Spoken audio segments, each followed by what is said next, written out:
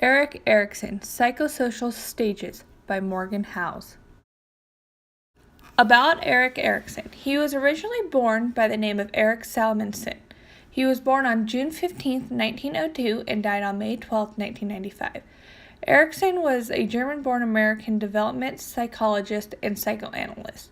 He was more famous for coining the phrase identity crisis, but he is commonly known for his theory on psychosocial development of human beings in 1959.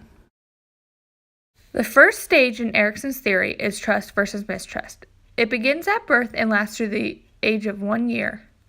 Infants are uncertain of the world they live in, and the infant develops a sense of trust with interactions provide reliability, care, and affection. Lack of this will result in mistrust. Success in this stage will lead to virtue of hope.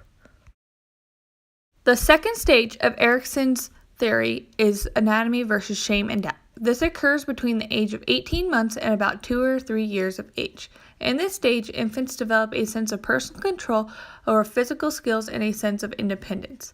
Erickson states that it is critical that parents allow their children to explore the limits of their ability with an encouraging environment. Success in this leads to feeling of autonomy. Failure results in feeling of shame and doubt. In this stage, success will lead to the virtue of will. The third stage in Erickson's theory is initiative versus guilt. This occurs during the preschool years, between 3 and 5 years of age. Child begins to assert control and power over their environment by planning activities, accomplishing tasks, and facing challenges. Success in this stage leads to purpose. If initiative is not present or discouraged, either through criticism or control, child develops a feeling and sense of guilt. The fourth stage of Erickson's theory is industry versus infantry. In this stage, it occurs between the ages of 5 and 12 years of age. This is where children's peer group will gain greater significance and become a major part of self-esteem. The child is coping with new learning and social demands. Success will lead to sense of competence. Failure results in the feeling of infantry. The fifth stage of Erickson's theory is identity versus role confusion. This occurs during the ages of 12 to 18. Teenagers explore who they are as an individual and seek to establish a sense of self. It is important to the process of forming a strong identity and developing a sense of direction. The sixth stage in Erickson's theory is intimacy versus isolation. This occurs during the ages of 19 to 40. Major conflicts center on forming intimate, loving relationships. Success in this leads to strong relationships. Failure will lead to isolation. The seventh stage in Erickson's theory is generivity versus stagnation. This takes place during middle adulthood between the ages of 40 to 65.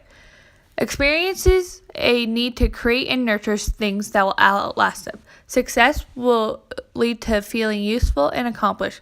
Failure will lead to shallow involvement in the world. The final stage in Erickson's theory is ego integrity versus despair. This takes place after 65 years of age and involves reflecting on their life. Success will lead to feeling of wisdom, while failure leads to regret, bitterness, and despair.